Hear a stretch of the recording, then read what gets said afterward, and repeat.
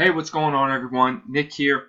In this video, I want to talk about branding. All right, I want to get on to a little bit more of a philosophical concept with you here, if you will. It's a really important topic when it comes to marketing and building a business, and it's something that we've only talked about briefly in parts as we've gone through because I've been very focused on getting the content out of actually building a store and getting yourself set up and ready to go.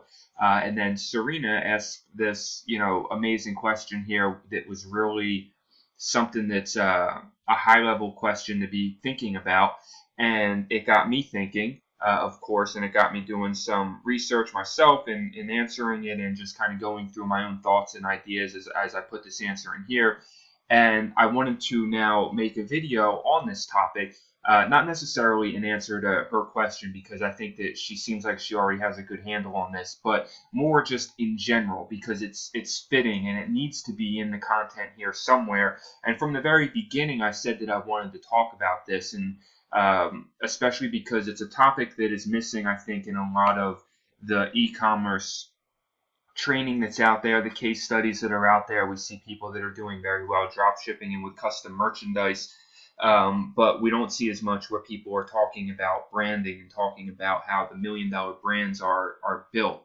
And there's a difference, all right? There's definitely a difference. I know that a lot of us, what we're into Shopify for is almost like a quick money grab, right? And there's nothing wrong with that. That's actually the intention of what I'm teaching with the general store, is for people to be able to get a shop up and running, not have to worry about inventory because you're drop shipping or doing custom merchandise, and you're finding the right audience and you're able to make some cash, right? You're able to make enough money that you're learning Facebook ads in the process, you're mastering a very powerful skill set, and then you're also creating leverage in your life where you're able to start living a life of freedom and not worrying about money and quitting your job and that type of thing and doing the things that you love.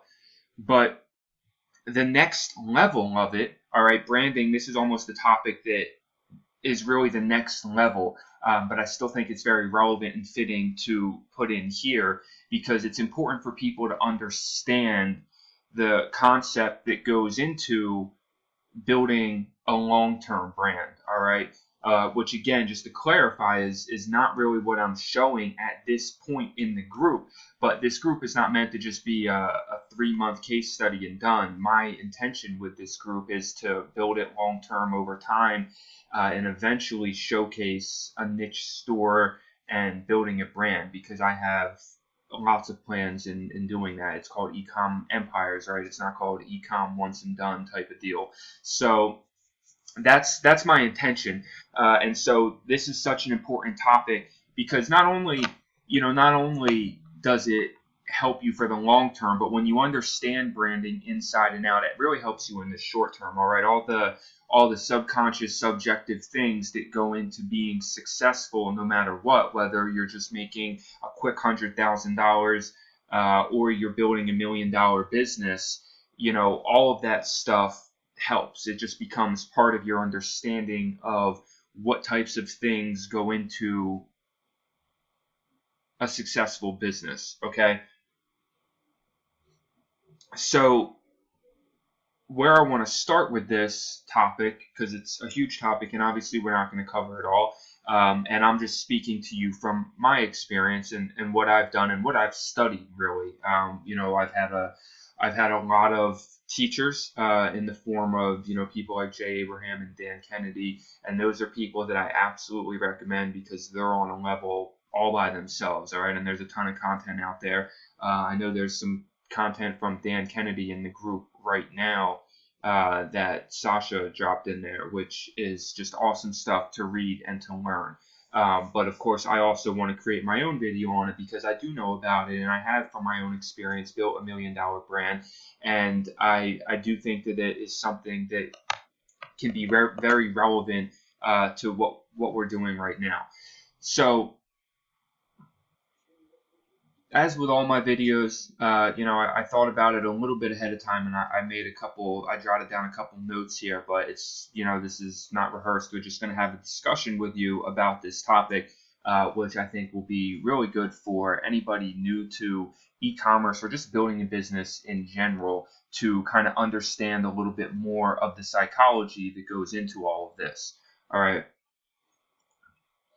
So branding, in my simple definition here, is about creating a buying decision based on emotion. All right. So if you've never heard this before, buying decisions are always based on some type of emotion, okay? And there are certain emotions that create powerful buying experiences, sometimes like a fear of loss, which is what you see a lot of times with, people putting timers on their sites, or you see with people giving limited time deals. That's the fear of loss. That's a powerful emotion that is very popular in marketing because people see a deal and they don't want to lose it. All right, they don't want to have the feeling that something passed them by. And that's something that you can use in your e-commerce. But for me, in general, with what we're doing on these general stores, it's a much more simplistic emotion. All right, really, all we're playing on is impulse, and that is an emotion for sure. So you get something that people like, based on the audience that they're in, you're targeting. All right. So if it's somebody that's in the pets niche, okay, for their cat, and then you find a cool cat product and you post an image of it, and the emotion that you're going for is for them to have a positive impulse reaction to it, saying, I see that, I want that, I have to have it, and they click. All right, that's really what e-commerce is all about. All right, for what we're doing with these general stores, because we're not really building brands. We're branding in everything that we do on a very small level, because either you're always branding, okay? You're either branding correct or you're branding incorrect, but you're always branding. You can't help but be branding when you are advertising something, all right? Because branding is just about creating that buying decision, and you want people to buy. So you're either doing it well or you're doing it poorly, all right? And that goes for me as well. Sometimes we get too simple with our ads in e-commerce. Sometimes we forget that you need to create a positive emotional experience in almost any transaction. In almost any transaction that I can think of, there has to be an emotional reason connected to it, because we're not playing on logic. Remember that, all right? There's really the two different types of transaction. There's an emotional one and there's a logical one, all right? And in any sales, what you're trying to do is trying to get people to act on emotion, but also agree with it logically, all right? And we're not going after their logical impulse because we would lose on that one. All right, remember, we're sourcing items at a wholesale cost on a website that people could find themselves if they just put in a little bit of time and effort. All right, so we don't want them to access the logic part of their brain. We want them to be having that decision based on the emotion that they receive when they see that product. And that's what's going to force that buying decision. Now, where the logic comes into play is they have to get to our website and think it looks like an actual legitimate website, right? And that should go without saying, but there's a lot of people out there that are creating very spammy, crazy looking websites. As a matter of fact, I had somebody in the group who may watch this video, and I'm going to use this as an example anyway, no hard feelings at all, but he asked me about selling a brand that was basically trademark, all right? And I recommended against it, but specifically I really recommended against it because he wanted to use the name of that brand in the website, and that's just obvious, all right? People aren't that dumb. They're going to know when they go to the website that it's not the actual brand that you're trying to portray it as. That's not logically going to make sense to them. And so you're going to kill any emotional impulse to make that purchase. All right, I hope that makes sense. I know I'm kind of running around in circles with the same words there a little bit, but that's a really important concept to understand at any level. All right, you're getting them in on the emotion. okay? And we want them to still logically understand the purchase that they're making, and it still all has to make sense.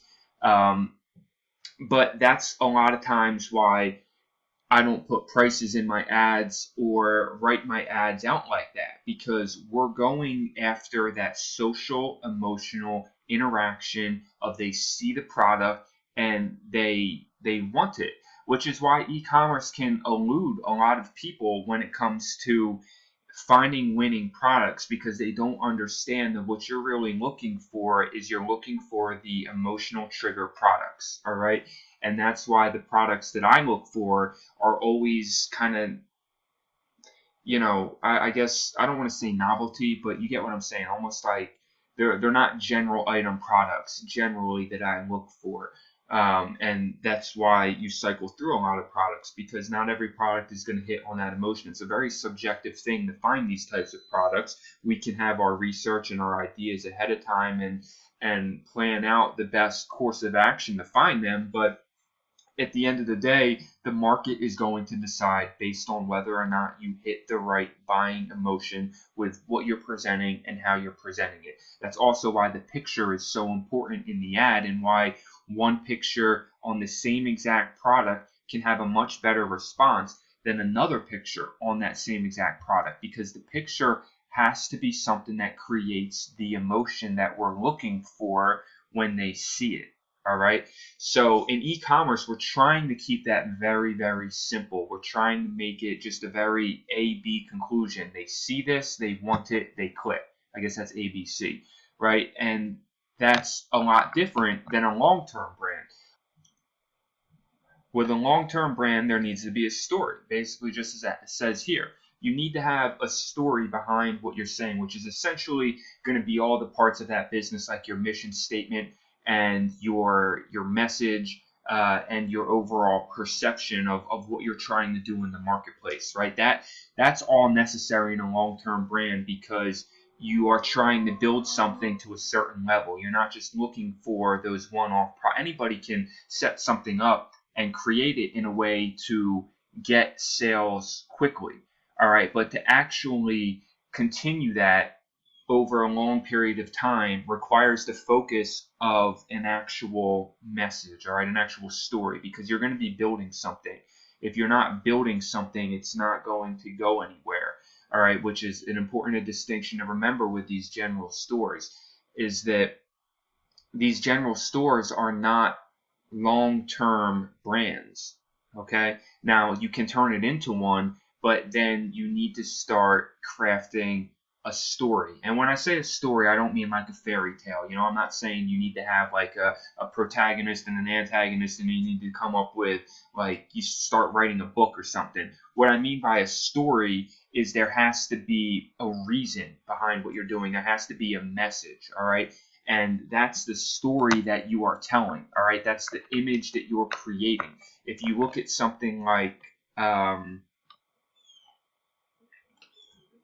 some of these brands over here, if we look at some examples, just looking at their home pages, clothing and fashion is, of course, an easy one to understand a story, because everybody has like an image. If you scroll through these and you look at these, they're all creating a very different image and feeling when you look at it.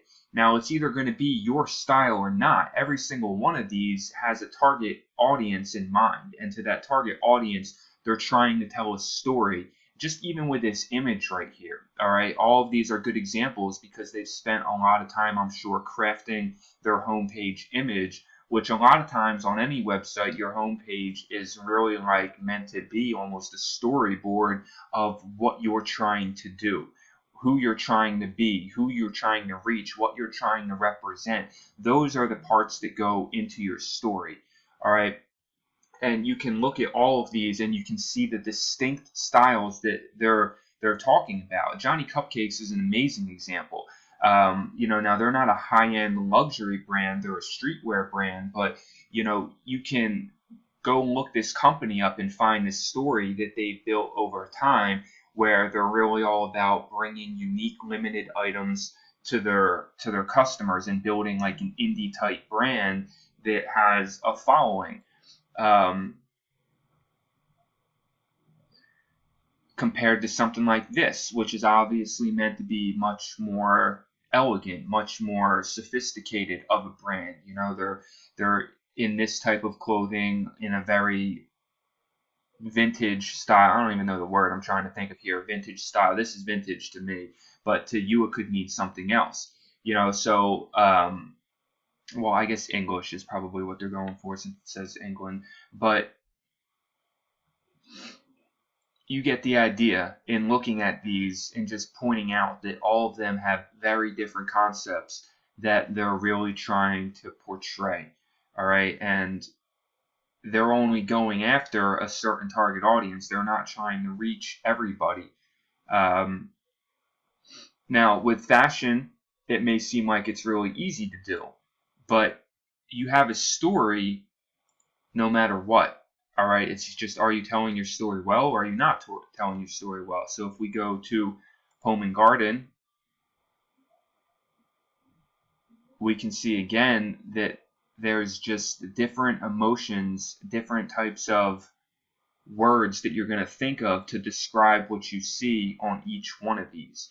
They're selling different types of products, of course, but they're having a different story on each one of them. All right, and I'm just showing you examples here. This is not really meant to examine these in detail, because I think that you get the message just in looking at each one of these, how different they all are, and how the message changes just based on the image that you're looking at. And for each one of us, it's going to mean different things when you look at it. And for some people who are the target audience, you're going to look at it and you're going to really connect with the message that they're trying to portray. And this is in Home and Garden. So again, let's come back here.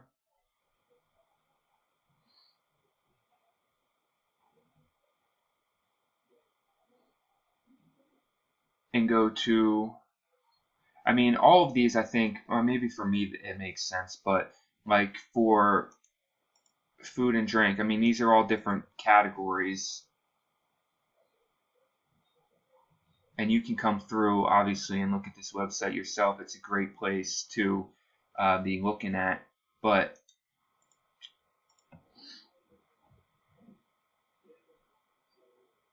so this is the food and beverage one. Looks like a lot of these are coffee. But you notice how each one of them presents a different kind of story. This is like a hardcore coffee type of brand. You get that right away. I mean, look at their logo. It's got a skull and crossbones. The name is Death Wish. They got pirates in the background. They're using big, bold, red fonts. I mean, this is very obvious the message that they're trying to get across. We are hardcore. This coffee is for the really passionate, hardcore coffee drinkers. You know, that's what their message is. And then you come to here, and this is a much more subdued message. This is much more like just kind of meant to be, I think, a more refined type of coffee. It's Kenya. I think they're trying to give you that refined type of palate coffee.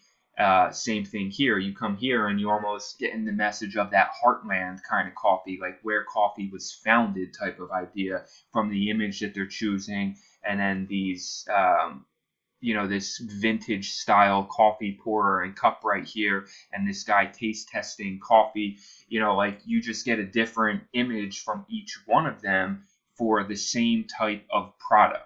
All right. So that's an example of just branding and the different story and the message that they're telling just through their homepage. And of course, everything else is going to match as well. As you go through and look at their products in their stores. This is art and photography, probably the easiest one to brand and tell a story, because if you're doing art and photography, you are like severely, you know, obviously you're branding yourself based on the style of art that you choose or photography that you choose. So again, something that you can see, they're all telling a very different story, even though they're all in the same category. This reminds me right away, obviously, of like a travel photographer. So they're going after products This is bright and colorful. So, you know, going after the supplies that people need for colors, and then you're getting into like some abstract stuff. And then down here, of course, this cityscape site. So, and then even with electronics, you can tell a story. This was probably the most difficult one to tell a story, because you probably think electronics, well, it should be modern. But if you look at all of these, they're all going to have a different, I mean, just look at the difference between this one and this one, where you have this vintage style, old school, and then this one that's obviously very clean and modern, to this one that's very dark and powerful. You know, like, they're all different, and they're all telling a very different story with what they're doing. Okay, so that's what I mean by story. It's a very subjective thing, but it's the way in which you're presenting yourself. That's what branding really is all about. And with long-term brands, you know, it's obviously people that built these sites that are on here spent a lot more time in development and crafting this message and coming up with this. So that's something important to remember. With what we're doing and what I did with the general store, obviously didn't take me long at all. I did it in a video in about an hour to 2 hours total of setting that store up, finding a stock image and just placing it on there and creating a logo in a matter of a couple of minutes. All right. It wasn't thought out to the point of I'm building a long-term future brand here. It was still thought out on a small level of thinking these are the key aspects I need that go into a brand that makes sense, you know, basically just good enough to satisfy the logic side of a person's brain to purchase there, but not nearly as in depth and in detail as what these companies are doing with the story that they're trying to tell. All right. And this is what you do when you start getting into a niche brand and you start wanting to build a long-term brand, is everything really becomes a part of a whole story. And so there's something that I like to call, well, not me personally, I guess, because I didn't make this up, but it's called the 3 M's. And it's your market, your message, and your media. And basically the three of these things work together. And when they work together, almost think of I forget the one. What's the triangle where all the sides are the same? That's the 3 M's triangle, basically, is how I've always thought of this, where all of them are 3 parts of an equal distribution. All right. You find your market, all right, which is going to be your target audience, and that is your target audience when you're branding something. So the difference is with what we do is we brand small. We have niche pages, and we brand that niche page, and we brand the products, and they just lead back to our general store. But your market always has to match your message, and your message has to fit your media. All right, these 3 things always have to work together when you're branding. And it's even more so, it actually gets to be a little bit easier building a long-term brand because you're not all over the place. All right, it's more difficult in the beginning because you really need to define these very clearly. Your market, your target market needs to be defined to your ideal customer of like exactly who that person is. So you want to know your ideal customer, and you want to ask yourself some really important questions when you're building even when you're building a short-term brand. It's good to think about this stuff, but it's not as crucial because, again, we're just going for that surface level emotional impulse buy. But when you're really trying to build a brand and develop something, and you want lifelong customers, and you want people that actually grow into a following, and they grow into brand ambassadors for you because they believe in your product and they want to share and they want to talk about your product. Something like Johnny Cupcakes, you know, they've created a brand and a following of dedicated, loyal people where when they release a new design, that design sells and people love it and they want to share it and they want to talk about it. That takes years and years of crafting on the same message to the same market to get that type of following. And you want to understand some things about your customers, like where do they live? How much money do they make?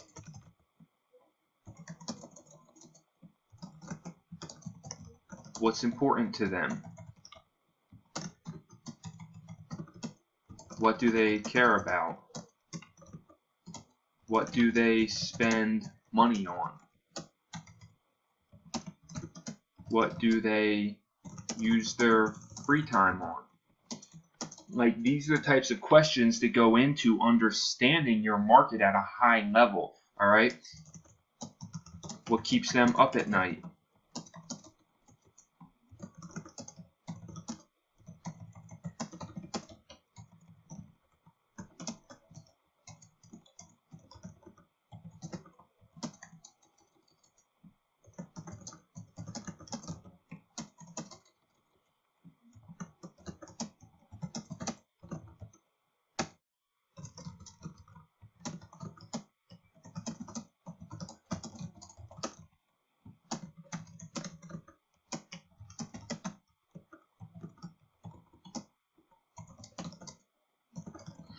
All right, and the list could go on and on for questions that you can ask, and not all the time does every single question apply to every single type of brand, but just the specificity of how well you want to know your ideal customer when you're building a brand. Trust me, brands at the highest level understand these questions. All right, they understand what's going on, and they know exactly who their target customer is, because you're not trying to please everybody. Now, with a general store, yes, remember, we're just finding products, matching them to audiences, and trying to put them out there. And that can work very well. E-commerce has really shifted the entire landscape, because you can build a general store like that and you can market all these different types of products, all right, which is not something that you always could have done in the past, and why Shopify and Facebook ads right now is such an amazing business model. But it's still something to remember, that the big vision is always going to be that long-term sustainable brand that you can build, because that's what pays you into the millions, all right? A general store, yes, I'm not going to say a general store can't make $1 million in sales. It can, but really the most success is going to come when you narrow down onto a niche. All right, when you find a niche, you understand that customer, and you understand what they want, you understand who they are, and you understand how to deliver it to them. All right, so it's not just about knowing the customer. All right, yeah, you have to know the customer, but now you have to take that feedback and you have to craft your message.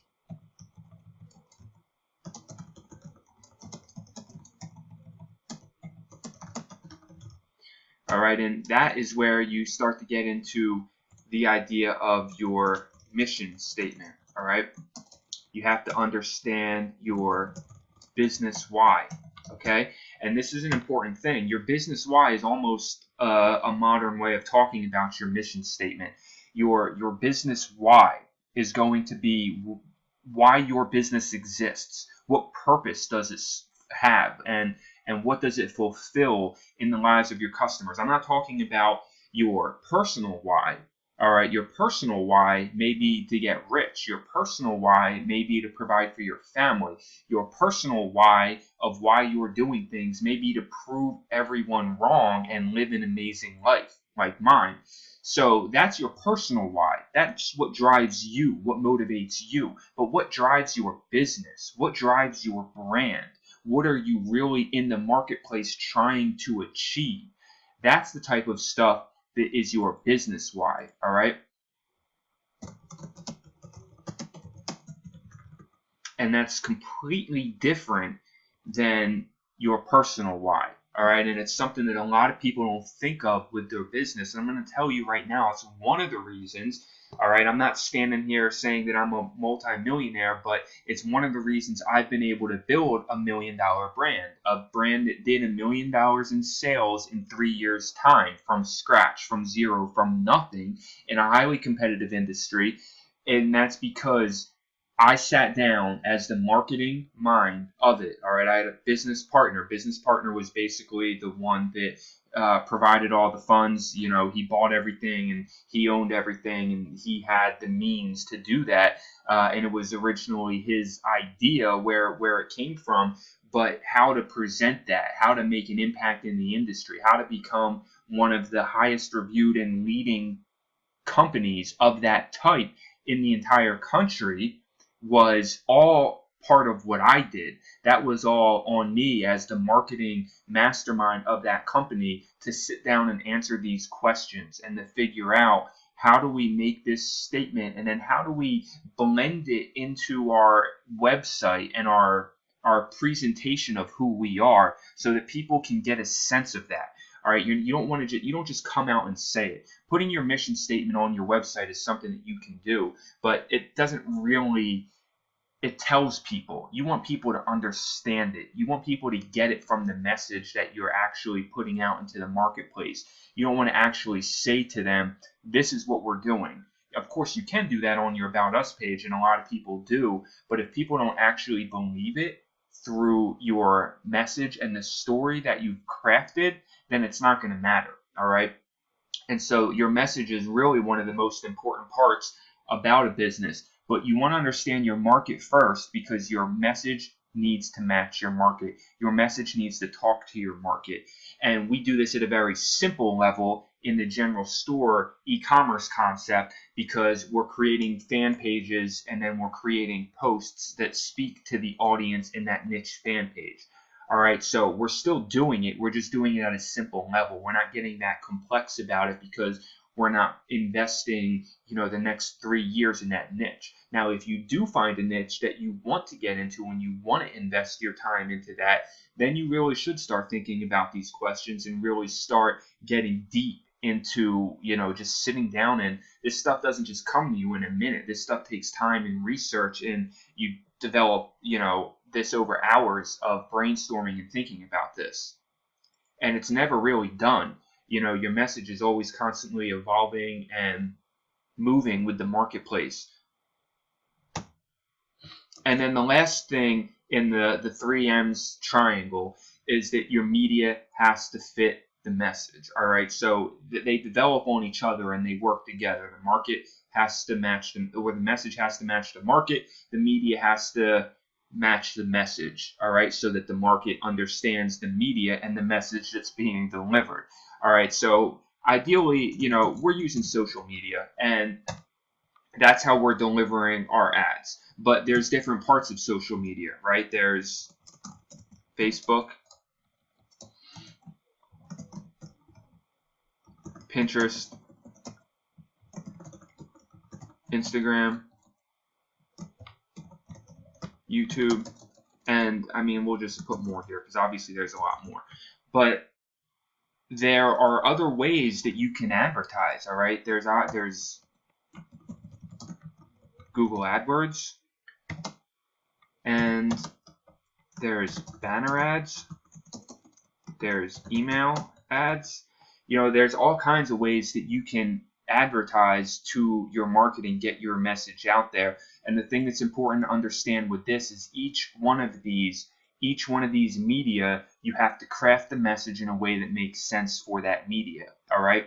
And this is why I never recommend grouping Facebook and Instagram campaigns together when you're running an ad on Facebook, because the media is different. You advertise differently on Instagram than you do on Facebook, and if you don't understand that, then you're missing the point, because they are two different types of platforms that users interact with in different types of ways. All right, so there's a different type of media that you want to use. Now, yes, you may still be using a picture on both of them, all right, but what I'm just saying is the type of picture that works and the type of presentation that you do is a little bit different for both of them, all right? So you need to understand that. Just like YouTube, of course, YouTube is different than all of them because it's video, but you can put videos on Facebook too. But the type of video that works on Facebook is a little bit different than the type of video that works on YouTube. And this isn't really meant to be a class on the different types of ads. Anybody can find that information by just doing the research, all right? There is tons of free research out there on every single type of media. All right, advertising on Google AdWords is a completely different ballgame than advertising on Facebook. Okay, it's so much different. And same thing if you're advertising with a banner ad on sites and using like buysellbannerads.com. There's your picture, your image, what you're using is different for a banner ad. Same thing with email ads. Your message is different if you're finding your customers through email and you're talking to them through email. So it's always going to be different. You just need to make sure your message, your core message, is always going to be the same. Your core message is always going to match the market. However, you may present it differently based on the media that you're using to advertise. Okay. Now, all we're really doing is using Facebook for what we're talking about right now and the purposes of what we're using, because you're running a bunch of different niches, you're running a bunch of different product ads, and so we're using Facebook for all of them because there's so much there, so much potential there to sell and just make lots and lots of money. However, when you get into building a long-term brand, it gets easier to pick a couple of these and focus on them. All right, which is why you saw in the general store, I don't advertise the Facebook page or Pinterest. I don't go out and create a Pinterest page, and I may, to be able to use the different ones, but I don't advertise them because I'm not trying to actually develop a following of my general store. The following I want to develop on the niche fan pages, all right? But when you build a long-term brand, then you are setting up a page for each one of those that you want to focus on, because you want to have a Facebook following, you want to have a Pinterest following, you want to have an Instagram following, all right? You want to advertise both on Facebook and Google AdWords. You also want to have email campaigns going, and if it fits what you're trying to do, you can also have banner ads and have those on. You find out where your market lives. All right, this is an important question. Again, you ask up here. You say, what types of sites do my customers visit? All right. Basically, where do they live online? Once you understand that, you know how to reach them better. Now, everybody's on Facebook for the most part, which is why Facebook works so well. Google AdWords can work very well also because just about everybody uses Google as a search engine. The only difference is Google AdWords is a lot less about the impulse buy. Google AdWords is where people go to search, and so you advertise on Google AdWords when you want to reach people that are searching for your product. But it's different because right now, with what we're doing, advertising products that we want to mark up and make a profit on, if they're searching for it on Google, they're going to find other results as well, which may include Amazon and eBay and AliExpress, and so they may just completely skip over us, and it doesn't help us at all. However, if you're building a long-term brand and you're creating a brand in which you are unique and you are different, and it's your product and you're branding it to yourself and your company, then Google AdWords can be very beneficial because people are searching for it and they will be interested in your brand. All right. There's a big difference there than just selling a product, which people are looking for that individual product. And if they go to Google, they may be shopping around for the best price, as opposed to direct marketing on Facebook, where we're getting them by impulse. And building a long-term brand where even if they are shopping around on Google, the impulse stuff on Facebook works still, but shopping around on Google can work as well because you're different. All right, they're not comparing you to Amazon and eBay because you have an actual brand. You're not just a random product. All right, hopefully that makes sense. So that's kind of the 3 M's of what really goes into building a brand. In the beginning, those are just the questions. Branding is a huge topic that gets into other parts like sales and your sales funnel and your marketing and your psychology and your presentation, which is really one of the most important parts that I want to talk about. All of this helps you develop your presentation. All right, your presentation, this is one of the most important, I don't want to say secrets because that word always sounds like, it has certain connotations with it, but it almost is one of the most important secrets when it comes to building a brand, is people get so worried about how they're perceived instead of just deciding how you want to be perceived and then presenting yourself that way from the very start. All right, one of the secrets that allowed us to be successful, that allowed the marketing that I did to work with the company that we had, starting with a $0 budget. All right, $0 budget. I was absolutely broke at the time. All right, which is why in building the company, I had to be creative. because all I really brought to it was my knowledge of marketing. When I met my former business partner who had the idea and was willing to put the money in, he had been trying to build this company and failing for about a year with very little success, but he had proved that he had a product that could work. And then we sat down together, and when we met, and I basically went out on a limb knowing I needed an opportunity to get myself to where I wanted to be in life, and said, I can market this. I see the opportunity. I see how we can do this. I want to be partners in this company and build this company with you, right? And presentation was the most important part about that. All right, we had to sit down and think about all of these things and then decide, all right, so how do we want to be perceived in the marketplace? What is the message that we're trying to get across? And then from there, say, this is who we are. From the very start, we said, this is who we are. This is our message. This is how we want to be perceived. So this is who we are. It's how we presented it. We didn't leave it up for debate. We didn't just throw stuff out there and let the customer decide how to determine who we are. We made a very clear message. And let me give you an example of this. Basically, it would be like, it's like when you see a company come out and say, you know, we are the best of this guaranteed. I'm trying to think of an example. I guess I can just use our company as an example.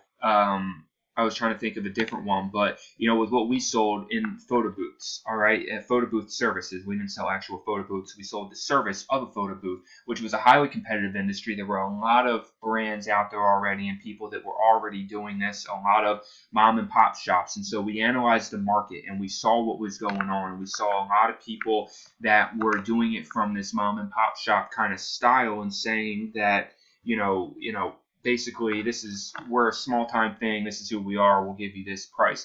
And when I looked at it, I said, here's the advantage. Here's the leverage point. Let's go into this industry and say we are the best, most efficient, highest quality photo booth provider for the best cost that you're going to get on your dollar. It didn't necessarily mean the cheapest, but it meant, you know, you get what you pay for. We're an organization that does this. We're not just a mom and pop shop. We're not just a DJ company that offers photo booths on the side. We're not just somebody trying to make some extra cash on the weekend. We are a photo booth provider that is delivering professional services for what you are paying for. And you can trust us with your special events more than you can trust anybody else. That is our guarantee to you, is a VIP A-list celebrity experience. All right, not in that many words, but that was how we wanted to be perceived. Now, going into it, brand new, having never done it before, really, except for Josh trying it a few times on his own as that mom and pop shop kind of deal, there was no reason for anybody to believe us except for the fact that we didn't leave it up for debate. We just said it. That's how we branded ourselves. That's how we put ourselves out on the website. That's how, you know, the image that we presented from the very start with people. And so they had no choice but to accept that at the face value. And then we delivered on it. Of course, don't ever put something out there that you can't deliver on, because that will destroy your reputation faster than anything, and you don't get too many shots at a reputation. So, you know, you have to be able to deliver on what you say, but the whole point is that you decide how you want to be branded, and then you just go after it. You know, you see these people as a relatable experience, I think, that we can probably all relate to. You see some of these people in network marketing that do very well. And sometimes you wonder, you know, how did they build their following? How did they build their team? Well, more often than not, you can trace it to a point in the beginning where they were unknown by anybody, but they created an image and a brand of who they wanted to be, and they just started being it. All right?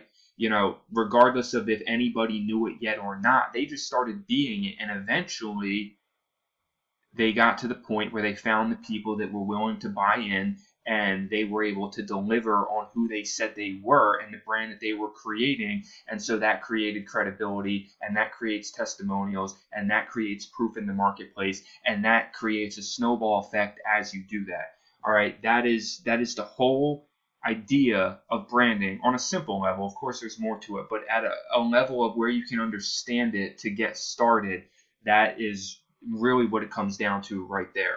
All right, you create the presentation. You create the image of how you want to be represented, and then you put it out there. And it may not happen at first overnight. You may have to hustle and you may have to struggle to get it out there and to find the people. But once you do, and once you're able to deliver on the quality that you say you can deliver, and once you're able to start getting a few testimonials and a few credibility, then you share that testimonial, you share that credibility, and then you find other people who are now listening to that. And from the very beginning, you've been saying who you are, so your brand just keeps getting stronger as you go. All right? That's what presentation is all about. Now, little factors that go into it are like the color that you use on your site. Obviously, the products that you're selling, of course, the words that you use to describe things, the message that you're creating, the price that you set stuff at, right? If you want to be a luxury brand, you need to set your price at a luxury price point from the very beginning. You need to make sure you can deliver on that luxury price point for what people are paying. But we already know, if you've studied marketing at all for any amount of time, you know that people will always pay a price if the value is there. If somebody doesn't buy something, it's because they don't see the value in purchasing it. But if they do see the value, they'll buy it. We can see this evident with things like the iPhone and things like Jordans, where you have people that are living on substandard wages, that are living in substandard conditions, that logically, sensibly know that if they save a couple $100 towards their life, that could be, rent for a month. That could be groceries for a month. That could be whatever for a month. And yet they will spend it on a pair of Jordans. And they will spend it on an iPhone, even though they can't afford it, because to them, the value is there. To them, that value, that meaning that product has is there, and they want it, and that's branding that was created by those brands, by the Jordan brand, by the iPhone brand. They've done such a good job at crafting their brand that people are willing to spend money that they don't have on products that they don't need. All right, because they feel like they do need it, and they feel like their quality of life is better in having that product. All right, that is branding at its most powerful. All right, and that is something that, of course, is, it's hard to replicate something like a Jordan, because there's a very powerful figure behind that, the greatest basketball player of all time, in most people's opinion.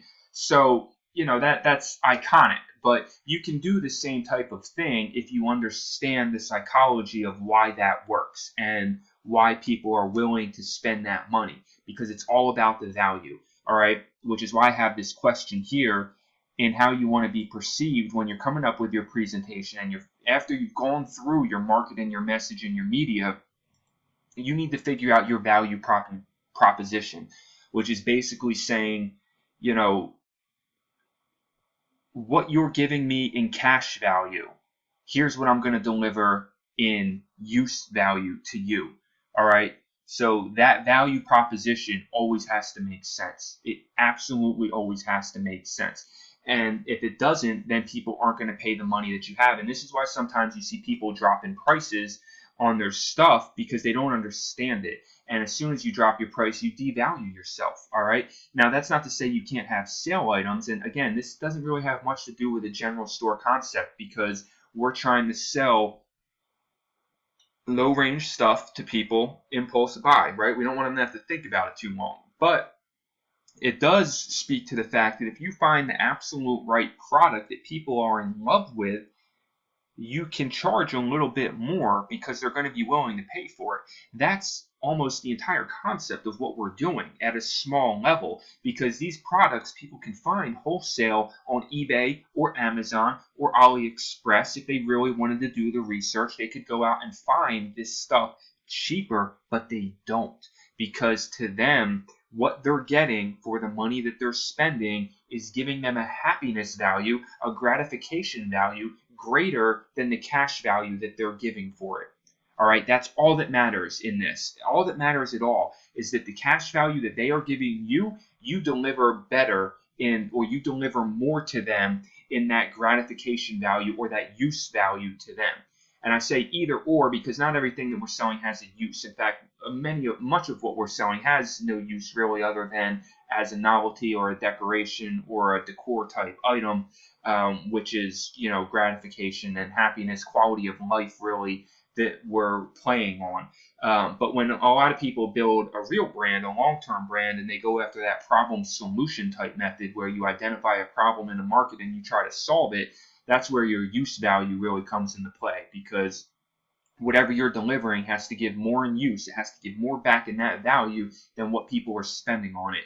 And that's the whole key right there to everything. If you understand that, it doesn't necessarily mean every product you're going to find is going to be a winner. Obviously, I'm testing a bunch of products right now in my store, and only 2 of them have sold out of the several that I'm testing. So it doesn't necessarily mean that if you understand that, everything that people find is going to be a winner, because we still have to find the products that create that emotion. That's what it all comes down to, is finding the products that create that emotion. And then when you do, making sure that the price that you're charging is less than what that audience feels in the value of what they're getting, all right?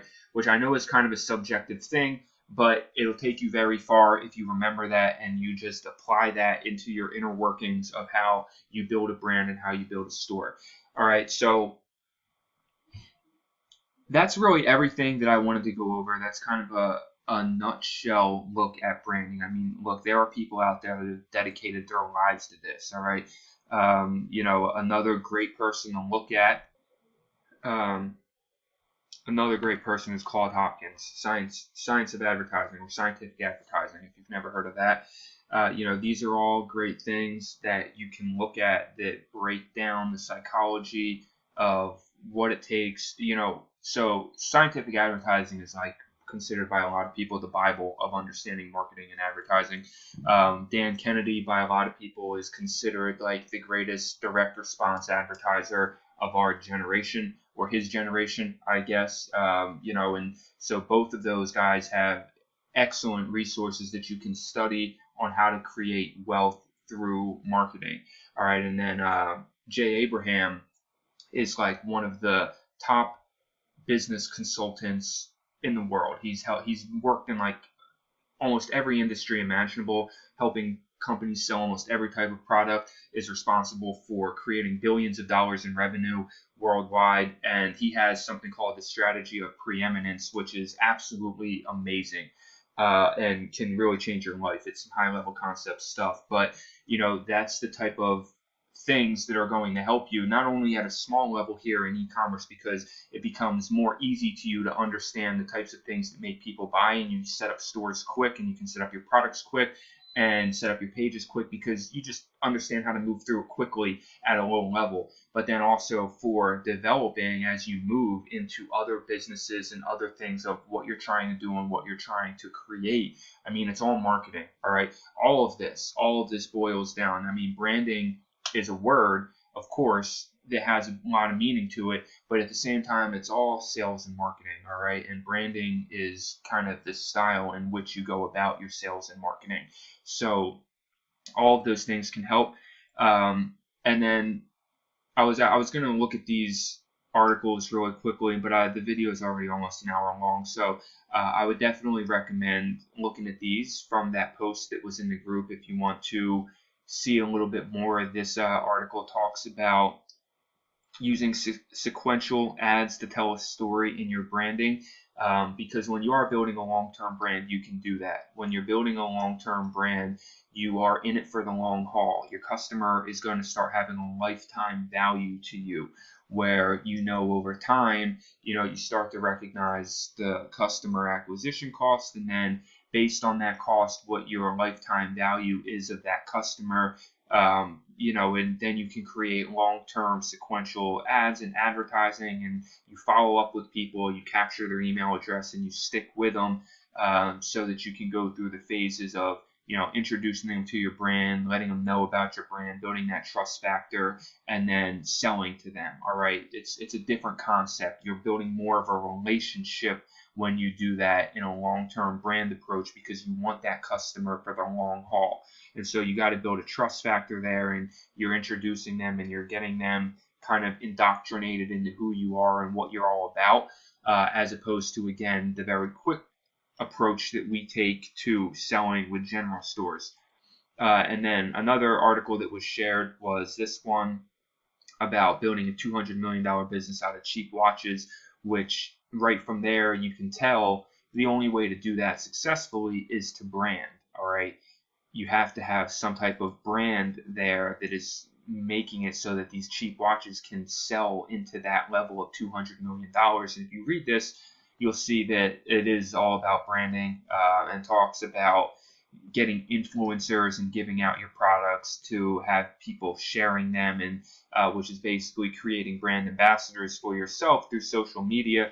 And it's an interesting article. I don't really use, personally, I don't really use influencers too much. It's not something that I really, at this point in time, care about in my marketing, but it's definitely something that can have a lot of value for you, if you have that type of product, of course, because that celebrity influence or that social celebrity influence can really get your stuff out there to a following of people in a unique and powerful way.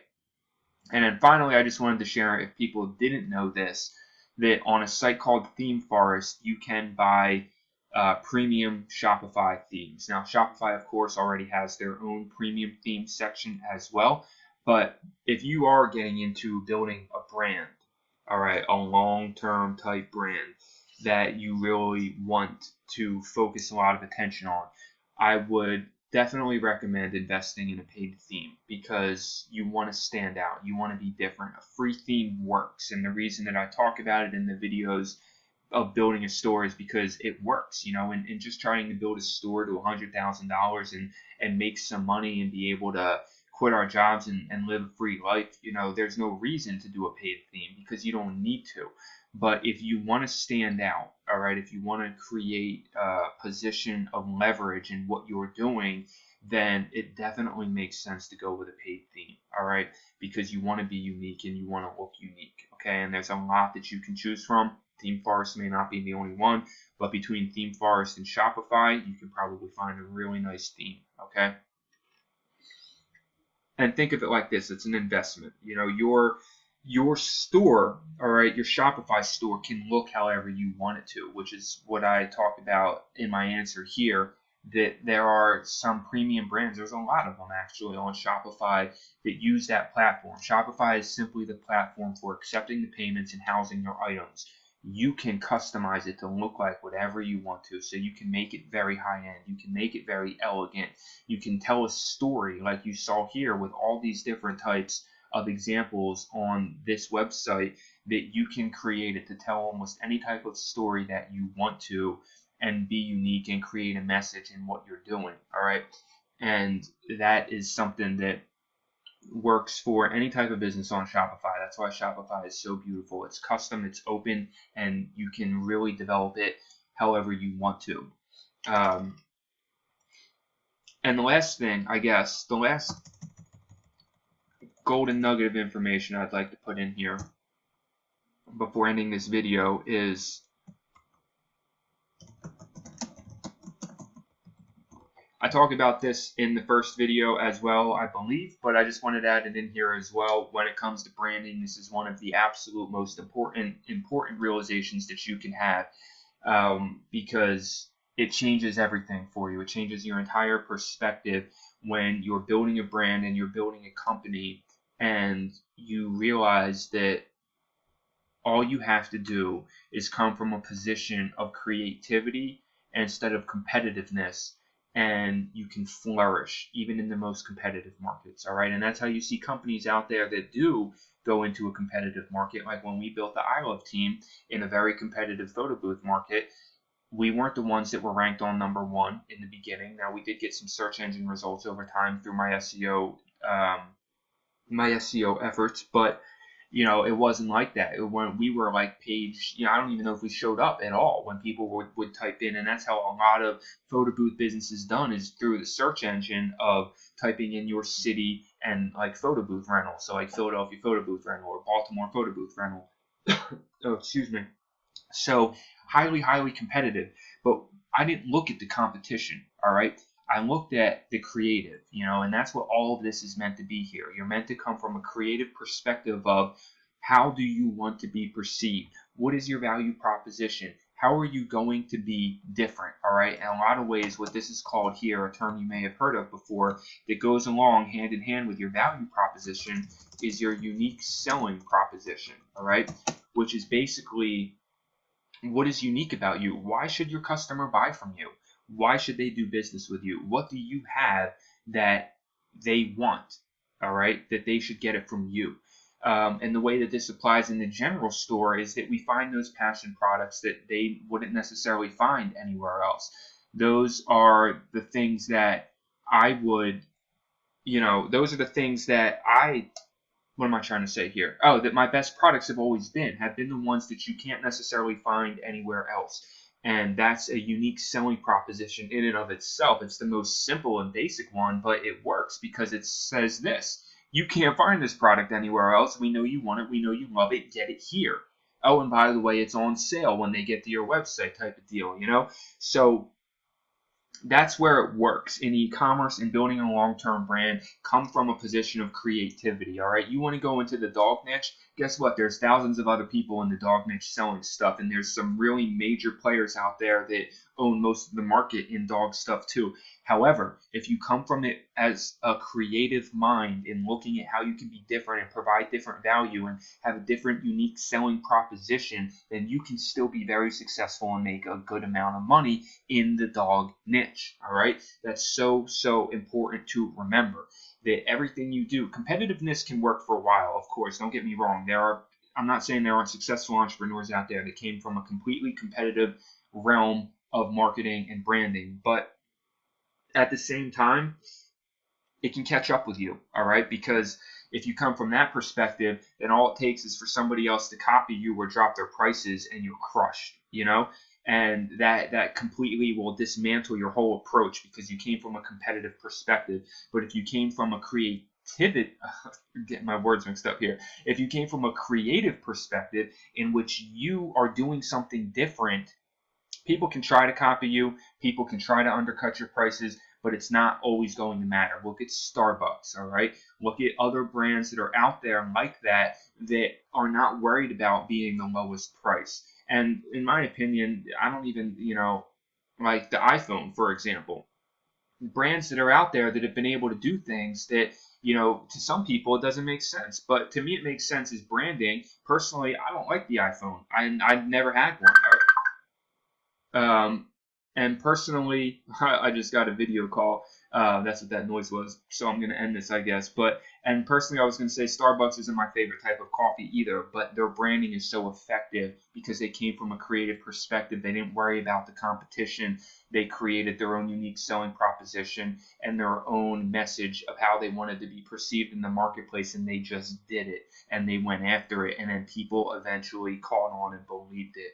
All right, so I'm going to leave you with that.